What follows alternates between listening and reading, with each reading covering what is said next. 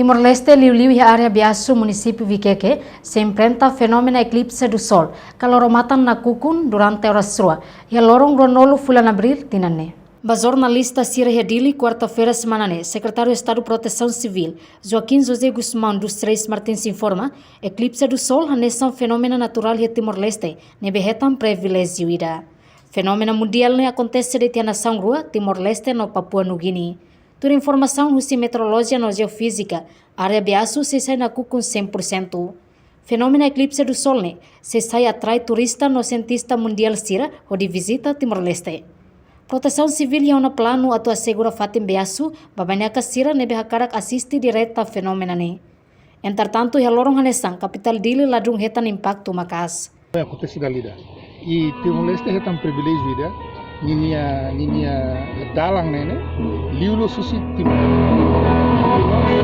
iha biasunya nene kita se sente gerhana nene completo 100% tahatoma idene saya nessa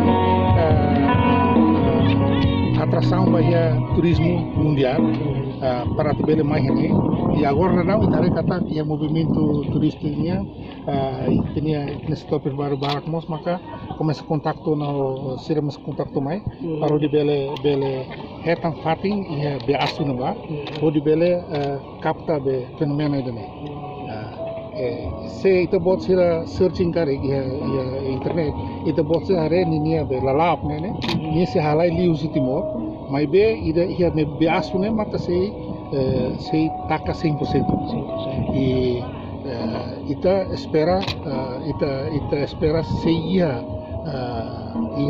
peritus barak ia ilmuwan serene cientista serene be barak se mai Timor para recover fenomeno tamba pode lilos Timor ida ne privilégio da Timor pode bele mos atrai los turista det mai be cientista sira mai be mai khare economia dane se abril e ita espera kata kita bele prepara o Proteção Civil rasik ita akan kasegura fating liu be asuna ba bahia tini banak serbe maka bele mai hodi bele assisti fenomena eclipse fenomena gerhana matahari total 100%. Atualmente é mais estrangeiro barak ma contacto na Timor-Leste. Atu hetan fating hodi mai assiste direta fenomena ni ia biasu Viqueque. Reportagem Celeste Jesus, Televisão Timor Post.